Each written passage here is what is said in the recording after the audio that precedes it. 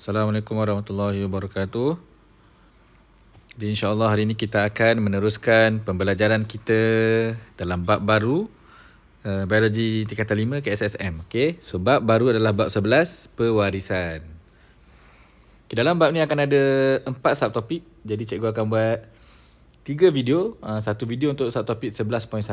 Video kedua adalah tentang subtopik 11.2 dan 11.3. Cikgu gabungkan. Dan video ketiga tentang subtopik 11.4. Okay. So tanpa membuang masa, jom kita start dengan subtopik 11.1 berkaitan pewarisan monohybrid. Okay. So dalam subtopik ini kamu akan mempelajari secara terperinci tentang eksperimen yang dijalankan oleh Gregor Mendel, okay, untuk menentukan pewarisan monohybrid ni lah. Okey, kacukan monohybrid. So, apakah itu kacukan monohybrid?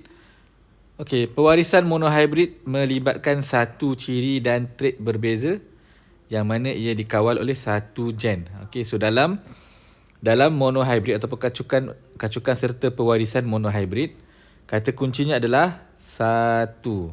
Okey, mono. Di mana kacukan ini melibatkan satu ciri yang dikawal oleh satu gen. So, kita akan sebut dia sebagai kacukan monohybrid. Okey, mono. Mono bermaksud satu. So, ini adalah gambar tentang seorang saintis yang kita namakan sebagai Gregor Mendel. So, apa yang Gregor Mendel ni buat? Dia mengkaji tentang pewarisan dan variasi yang akhirnya dinamakan sebagai genetik lah.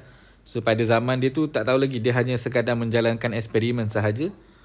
Cuma orang mengambil hasil kerja Gregor Mendel ni pada later stage lah dekat zaman sekarang untuk menamakannya sebagai genetik. So Gregor Mendel ni merupakan orang yang pertama mengemukakan prinsip. Prinsip apa? Prinsip untuk menerangkan bagaimana mekanisme pewarisan ni berlaku. Okay?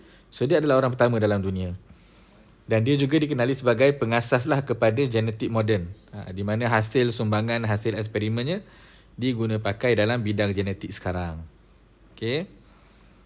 So dalam eksperimen Mendel ini dia telah mendapati bahawa sejenis tumbuhan kacang pis spesies Pisum sativum, dalam kacang pis ni ada 7 ciri.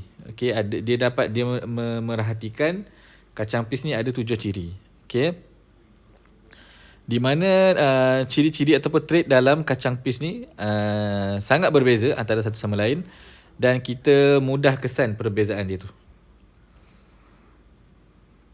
Okay.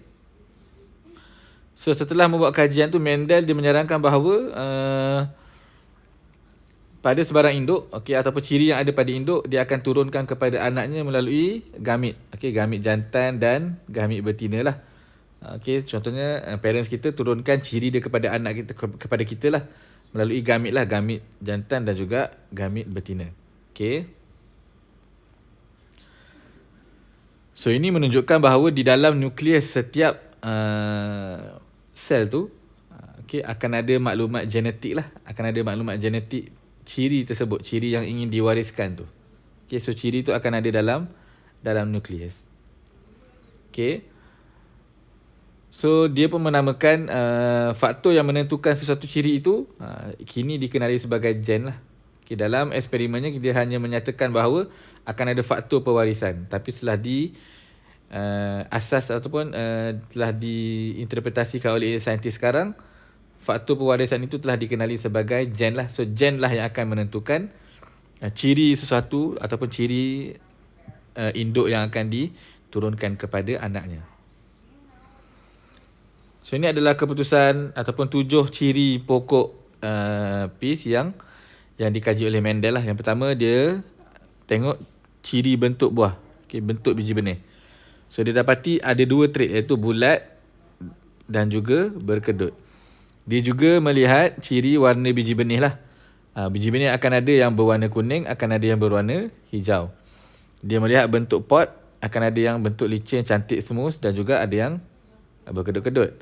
Dia juga melihat warna pot tersebut. Ada yang akan berwarna hijau, ada yang akan berwarna kuning.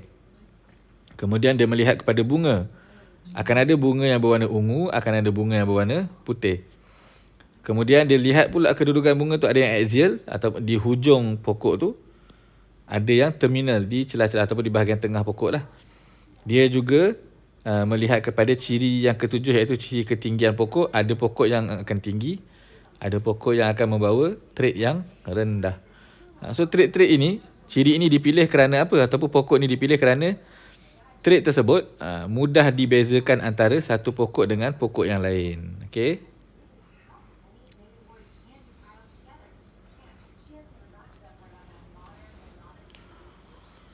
Okey, dalam eksperimen dia tidak menggunakan sebarang ataupun dia main pilih je pokok kacang pis, tak. Dia hanya menggunakan tumbuhan kacang pis yang baka tulen. Okey, untuk induknya lah, untuk ayahnya ataupun untuk memulakan eksperimen dia. Apa maksud baka tulen? Baka tulen ni bermaksud pokok ni yang dihasilkan melalui pendebungaan sendiri, yang mana dia mempunyai trait yang sama dengan induk dari segi kandungan gen. Apa maksudnya?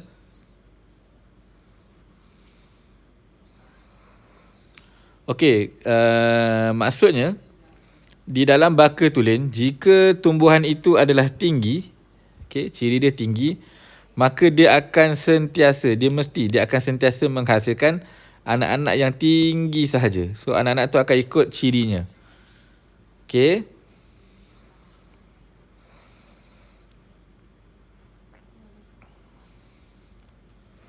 Okey, so dalam eksperimen ni juga dia berjaya membuat satu prinsip kedominanan, di mana dia menerangkan bahawa jika di dalam sesuatu ciri tersebut ada trait yang bertentangan, contohnya satu T mewakili tinggi dan di dalam nukleus yang sama ataupun dalam anak yang dihasilkan akan ada trait rendah ataupun T kecil. Okey, so T besar ni kita akan panggil dia sebagai dominan. Okey, dominan. Manakala T kecil ini kita akan panggil dia sebagai resesif. Okey, dominan dan juga resesif.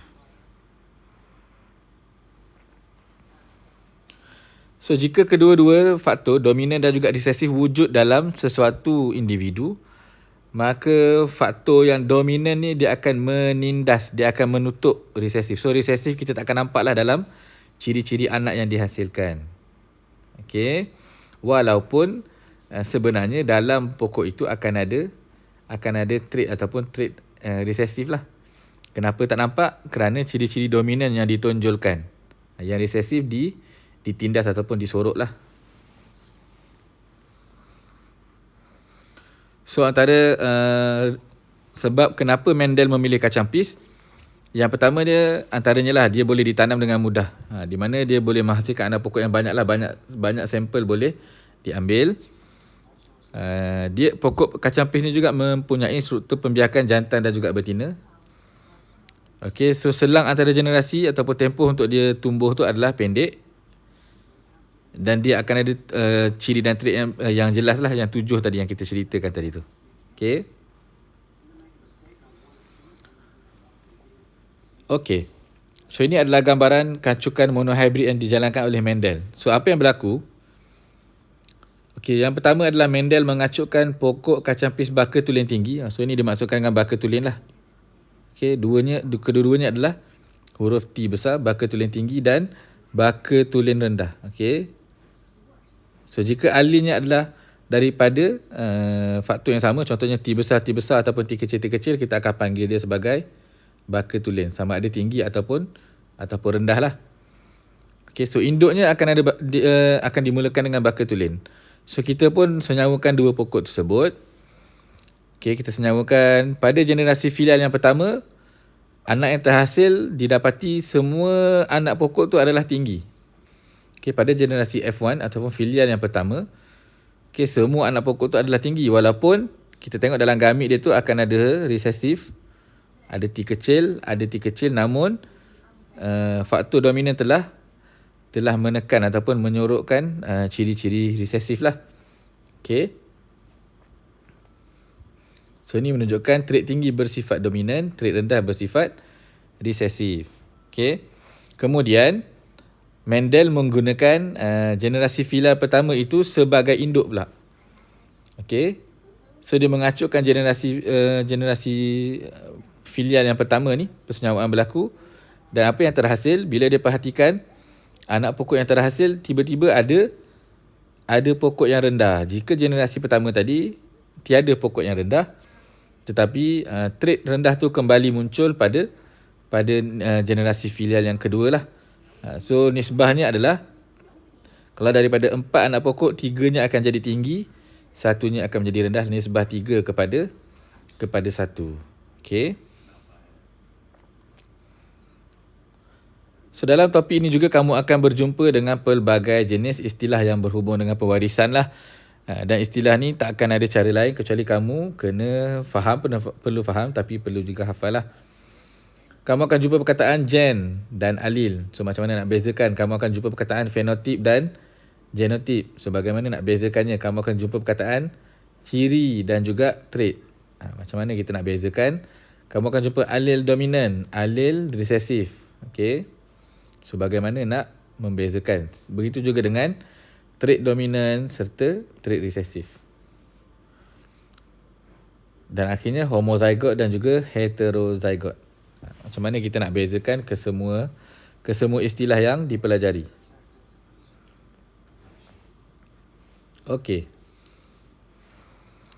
Yang pertama kita lihat kepada gen dan alil. Okey, gen dan alil. Apakah itu gen? Gen merupakan unit asas pewarisan di mana ia terdiri daripada satu segmen DNA. Okey, yang menduduki lokus tertentu pada kromosom. Okey. So gen inilah yang mengawal ciri tertentu dalam sesuatu organisma. Okay, sebagai contoh, kita lihat ni ada gambar di atas ni akan ada DNA lah. Okay, so cikgu cuba contoh sikit. So katakanlah dekat bahagian ini adalah kawasan yang menentukan warna mata. So ini adalah gen lah. Gen yang menentukan warna mata. Kita pergi depan sikit. So dekat sini akan menentukan warna rambut. So di setiap bahagian DNA ni kita akan ada kawasan ataupun lokus tertentu yang di mana dalam lokus tu akan ada gen lah. Gen yang akan menentukan ciri dalam organisma tersebut. Okay. So alil ni apa pula? So alil ni adalah bentuk alternatif gen bagi trait tertentu yang mana dia menduduki lokus yang sama pada sepasang kromosom homolog. Panjang kan? So kita boleh bayangkan, okay, gen ini, kawasan ni menentukan warna mata, tapi susunan genotip dalam tu kita boleh panggil dia sebagai alil lah. Susunan contohnya, adakah dia berwarna hitam besar, adakah dia berwarna B kecil resesif, ataupun dia berwarna hitam dan juga bukan hitam. So itu adalah alil lah, bentuk alternatif gen, okey, bagi trait yang tertentu. So ni gambaran yang lagi jelas lah. Okey, ni adalah kromosom homolog. Contoh warna merah dan warna merah ni adalah trait yang mengawal ketinggian sebagai contohnya lah. Okey. So dia biasanya trait antara dua kromosom yang homolog. Sesuatu ciri tersebut akan duduk pada lokus yang sama ataupun pada bahagian yang sama, kita panggil lokus gen yang sama. Sebagai contoh, untuk kromosom pertama dan kromosom kedua, lokus ini akan menentukan ketinggian bagi individu tersebut. Okay. Dalam kromosom yang pertama, dia akan membawa alil ataupun alil ketinggian yang tinggi lah ataupun dominan T besar, manakala dekat kromosom yang kedua dia akan membawa alil trait rendah. Okay. So bila dia bersenyawa, dia akan menentukan lah. So anak ni disebabkan ada trait ataupun alil dominan, maka anak yang akan dihasilkan tu akan menjadi tinggi lah. Okay. Tetapi kedudukannya dalam kromosom tu adalah pada lokus yang sama ataupun kedudukan yang sama lah. Okay. Yang kedua, ciri dan trait. Apakah itu ciri? Ciri ialah faktor yang diwariskan. Contohnya ketinggian, warna mata, secara umum lah ciri. Kumpulan darah, kehadiran dan sebagainya. So tu ciri-ciri yang ada. Okay. Trait pula. Trait ialah variasi kepada ciri tersebut. Sebagai contoh, cirinya adalah warna mata. Warna mata akan ada warna hitam, akan ada warna coklat, warna biru, warna hijau dan sebagainya. So itu kita namakan sebagai trait, iaitu variasi di dalam ciri tersebut. Okay. So ciri secara umum, trait itu adalah variasi kepada ciri tersebut. Okay. Sebagai contoh, ciri ketinggian, kita akan ada variasi tinggi atau rendah. Warna, kita akan ada variasi merah atau putih. Begitu juga dengan ciri kumpulan darah, kita akan ada A, B, darah AB dan juga darah O. Okey. Fenotip dan genotip. Okey, fenotip ni merupakan ciri yang ditunjukkan, samalah, cuma dari segi saintifik kita akan sebut dia sebagai fenotip. Fenotip ni cirilah. Sebagai contoh tinggi dan sebagainya. Genotip pula adalah komposisi gen. Okey, yang mana kita tak dapat lihat. So fenotip ni kita akan dapat lihat. Genotip ni adalah susunan gen yang membentuk fenotip tersebut. So kita tak akan dapat lihatlah genotip ni. Kita hanya akan dapat lihat fenotip. Ciri-ciri yang ditunjukkan. Sebagai contoh, T besar, ini adalah genotip. Dia akan memberi fenotip tinggi. Ataupun T kecil, dia akan memberi fenotip rendah. Okay. So genotip tak nampak, fenotip yang kita nampak. Seterusnya adalah allele dominan dan juga allele resesif. Apa itu allele dominan? So allele dominan ni merupakan allele yang sentiasa menunjukkan traitnya ataupun sifat yang kita selalu nampak lah. Yang mana jika ada allele dominan, maka dia akan menutup allele yang resesif tu. Dan kebiasaannya allele dominan ini diwakili dengan huruf besar lah. Sebagai contoh, hitam diwakili dengan huruf B besar. Lawan kepada allele dominan adalah allele resesif. Okay, allele resesif merupakan trait. Dia akan tunjuk ciri resesif apabila kedua-dua allele dalam kromosom tersebut adalah resesif. Sebagai contohnya B kecil dan B kecil. So dia akan bukan berwarna hitam lah, dia akan berwarna lain. Okay. So jika allele resesif ini wujud bersama-sama dengan allele dominan, maka allele resesif ini akan ditindas. Okay. Dan kebiasaannya allele resesif ini akan diwakili dengan huruf kecil. Sebagai contohnya B kecil lah. Okay, trait dominan dan juga trait resesif. Trait dominan ini merupakan bila kedua-dua allele dominan berpasangan. Okey, trait dominan ni merupakan susunan allele, sama ada dua-duanya dominan, T besar ataupun salah satunya dominan, salah satu negatif. So ni kita namakan sebagai trait yang dominan. Okey. Trait resesif pula diwakili dengan kedua-dua allele adalah huruf kecil. Okey, so contohnya B dan B lah.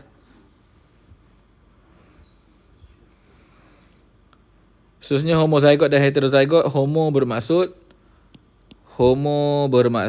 sama kalau dalam sains lah. Okey, hetero maksudnya berbeza. So homozygot bermaksud kedua-dua allele yang berada di lokus pasangan kromosom adalah sama. Okey, sebagai contohnya B besar atau B kecil. Bila dia sama, kita akan sebut dia sebagai homozygot. Heterozygot pula bermaksud berbeza. Okey, berbeza adalah bila allele di lokus pasangan kromosom tersebut adalah berbeza. Sebagai contoh, satu allele B besar, satu allele lagi B kecil. Okey. Dan seterusnya generasi induk dan juga generasi filial. Generasi induk ini ialah generasi pertama yang melibatkan dua individu yang dikacukkan. Okey, ataupun kalau kita nak relatekan dengan diri kita, generasi induk ni adalah parents kita lah. Ibu bapa kita, generasi pertama. Okey, ibu bapa. Manakala generasi filial ni adalah generasi yang terhasil daripada generasi induk, iaitu kita lah. Kita adalah generasi filial yang pertama. So kalau anak kita tu menjadi generasi filial kedua lah kepada ibu bapa kita. Okey. Seterusnya baka tulen dan hybrid. Baka tulen diwakili dengan dua allele yang sama. Sama ada B besar ataupun B kecil lah. Manakala hybrid melibatkan dua alil ataupun dua variety yang berbeza. So ini contoh homozygote, okay, ataupun baka tulen lah. So kita panggil dia homozygote dominant, ini homozygote resesif, akan menghasilkan generasi filial yang heterozygote, okay, yang berbeza lah, B besar B kecil. Okay.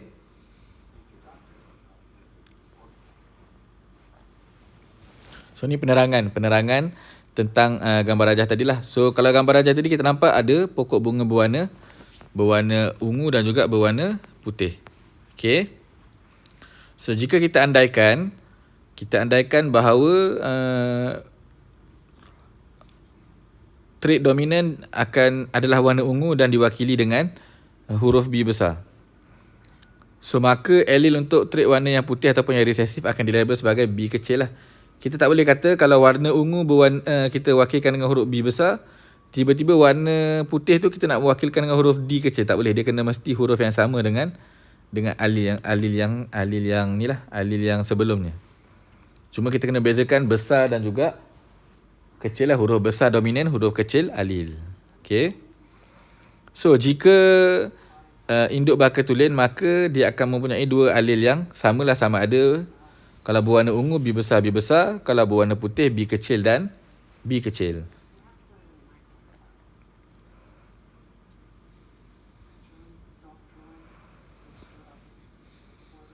Okey, kita dah belajar dalam tajuk sebelum ni. Okey, jika sesuatu organisma tersebut ingin menghasilkan gamit ataupun sel pembiakan, dia akan jadi separuh, betul?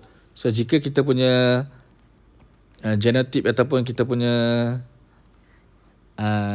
trait kita diwakili dengan dua alil, so untuk menjalani proses persenyawaan dia akan terpisah. So dia akan menghasilkan satu B besar dan satu lagi B besar jugalah, ataupun satu B besar, satu B kecil. Okey. Yang pentingnya dia mestilah terpisah dan menjadi separuh lah, ataupun satu. Okay, persenyawaan itulah yang akan menghasilkan generasi filial yang pertama. So nanti kita akan belajar bagaimana kita nak buat pindah silang ataupun kita nak buat carta tu lah. Okay. So disebabkan B ni adalah dominan, maka kita lihat dalam gambar tadi, generasi filial yang pertama tu dihasilkan adalah berwarna ungu sahaja, walaupun wujud juga alil yang resesif. Okay. Kerana apa? Kerana alil resesif akan ditindas disebabkan kehadiran alil yang dominan lah.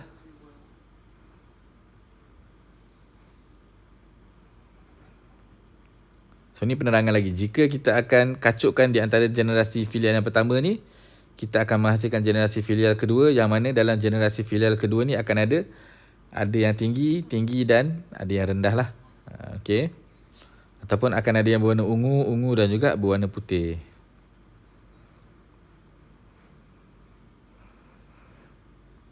Okey, inilah yang berlaku dalam gambar rajah skema kacukan. Okey. So urutan ni mesti sama. Kita kena tulis yang pertama kacukan generasi induk. Kemudian kita kena mulakan dengan fenotip dulu. Ungu dan juga putih, disebabkan dia adalah induk, kita kena mulakan dengan baka tulen. So apakah baka tulen? So warna ungu diwakili B besar, B kecil, B kecil. So menjalani meiosis dekat sini, dekat anak panah ni adalah proses meiosis. Okay, meiosis kat sini berlakunya meiosis. Meiosis akan menghasilkan gamit lah. So gamit bagi warna ungu satu je lah, B besar. Gamit bagi bunga berwarna putih adalah B kecil. Kemudian dekat garisan hijau ni berlakunya persenyawaan antara ungu dan juga putih lah. Bila persenyawaan, dia akan menghasilkan genotip bagi generasi filial yang pertama. Okay, semua bunga akan berwarna ungu lah. Okay, so ni adalah fenotip dia. Ni yang kita nampak, ni yang kita tak nampak. Kemudian kita cuba kacukkan ini pula, bawa ke bawah. Okay. Sama juga, kita mulakan dengan fenotip, kemudian genotip, kemudian meiosis, kemudian akan menghasilkan gamit. So sekarang gamit dia dah berbeza lah. Akan ada satu dominan, satu resesif. Satu dominan, satu resesif. Okay. So yang belah sini dia akan kacuk dengan yang sini lah. So B ini akan kacuk dengan B ni, akan menghasilkan B besar. B besar kacuk dengan B kecil akan jadi B besar B kecil. B kecil B besar akan jadi B besar B kecil. B kecil akan jadi B kecil B kecil. Okay. Kemudian kita akan boleh tulis dia punya fenotip dia. Ungu sebab ada dominan. Kemudian akan ada satu ni berwarna putih lah sebab tiada dominan. So nisbahnya adalah 1, 2, 3. 3 berwarna ungu, 1 berwarna putih. Nisbah 3, 1. Kita juga selain melukis gambar rajah, kita juga boleh menggunakan teknik lain. Okey. Iaitu teknik segi empat panat. Okey. Yang mana sama je caranya. Kita boleh meramal nisbah juga menggunakan segi empat ni lah. Okey. Di mana kotak dalam segi empat ni menggambarkan kombinasi alil. Okey. Sebagai contoh, kita ada G besar, G kecil, G kecil, G kecil. So, G campur G akan jadi dalam ni lah. G hijau campur G sini akan letak kat sini. Dan begitulah seterusnya. Okay. So, dia akan dapat hasil yang sama dengan menggunakan rajah lah. Ada dua cara.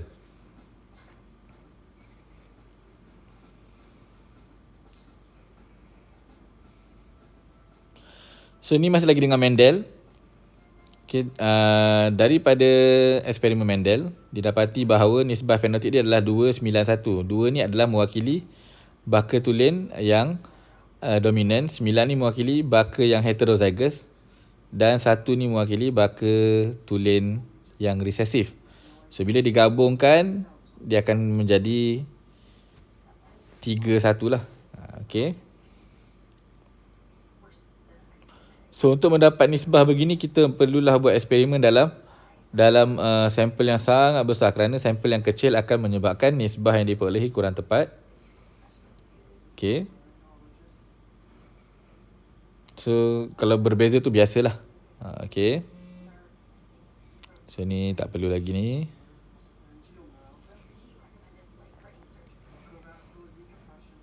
Okay, ni cara kita nak buat segi empat panat. Okay. Yang dekat luar ni adalah genotip lah, genotip filial. Dan kita akan gabungkan dia. B besar akan keluar kat sini. B besar B kecil keluar kat sini. B besar B kecil keluar kat sini. B kecil keluar kat sini. Sama je lah. Okay. Boleh guna. Kalau untuk monohybrid, boleh guna sama ada gambar rajah ataupun segi empat panat. So, daripada eksperimen ni, Mendel pun mengeluarkan satu hukum lah. Hukum Mendel yang pertama. Apakah hukum Mendel yang pertama? Hukum Mendel pertama, dia menamakannya sebagai hukum segregasi. Okey. Di mana hukum segregasi ini menyatakan bahawa ciri sesuatu organisma dikawal oleh sepasang alil.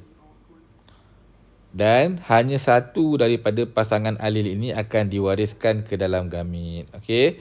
So, maknanya untuk sesuatu organisma tu menunjukkan sesuatu ciri, dia mesti ada sepasang alil. Okay, macam kita belajar tu lah, B besar, B kecil, T besar ke, mesti ada sepasang. Tetapi daripada sepasang ni hanya salah satu sahaja yang akan diturunkan kepada generasi seterusnya. Okay, ataupun yang akan diwariskan lah ke dalam gamit. Okay. So, ciri yang diturunkan itu kita namakan dia sebagai gen. Okay, trait dikawal oleh sepasang faktor yang sekarang ni kita sebut dia sebagai alil. Okay. Sepasang alil ni akan segregasi, akan terpisah semasa pembentukan gamit melalui proses meiosis. Okey. Proses meiosis. So, dalam satu gamit akan hanya ada satu alil sajalah. So, semasa persenyawaan, zygote tu akan ada dua alil, dapat daripada dua gamit lah. Okey. So, disebabkan persenyawaan berlaku secara rawak, so kombinasi genotip ataupun anak tu boleh jadi akan jadi homozygote dominan, T besar contohnya. Ataupun homozygote resesif, T kecil, ataupun heterozygote, iaitu satu T besar, satu T kecil. Okay, so ni adalah rumusan daripada eksperimen monohybrid Mendel ataupun dia punya hukum Mendel yang pertama. So, dengan itu tamatlah subtopik 11.1. Cikgu harap semuanya boleh faham. InsyaAllah next video kita akan gabungkan dua subtopik. Okay, Assalamualaikum warahmatullahi wabarakatuh.